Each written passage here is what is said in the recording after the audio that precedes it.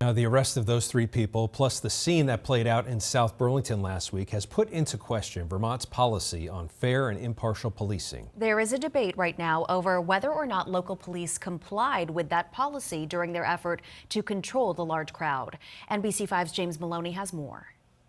While there is one statewide policy, individual departments also have their own guidelines, leaving some to question if clearer expectations need to be set. Again, lots of competing policy interests here. Vermont law enforcement finding themselves in the middle of ICE and protesters last week. They say their purpose was public safety, but others see their actions as collaboration with federal law enforcement. In my view, some of our state policy may not have actually been followed. There's a back and forth on language within Vermont's fair and impartial policing policy, a set of parameters that state law enforcement are held accountable for. It was first established around 2009. It has been amended in the following years by Vermont's Criminal Justice Council. Both Section 5 and Section 6 are dedicated to immigration. Section 5 reading, agency members should not make warrantless arrests, detain individuals, facilitate the detention of individuals, or unlawful re-entry cases, unless such actions are necessary to ensure public safety or officer safety, such as imminent risk of physical injury to subject, officer, or third party. Public Safety Commissioner Jennifer Morrison, who helped to write the policy, vehemently denies state police facilitating entry into the Dorset Street property. There were no serious injuries and no deaths,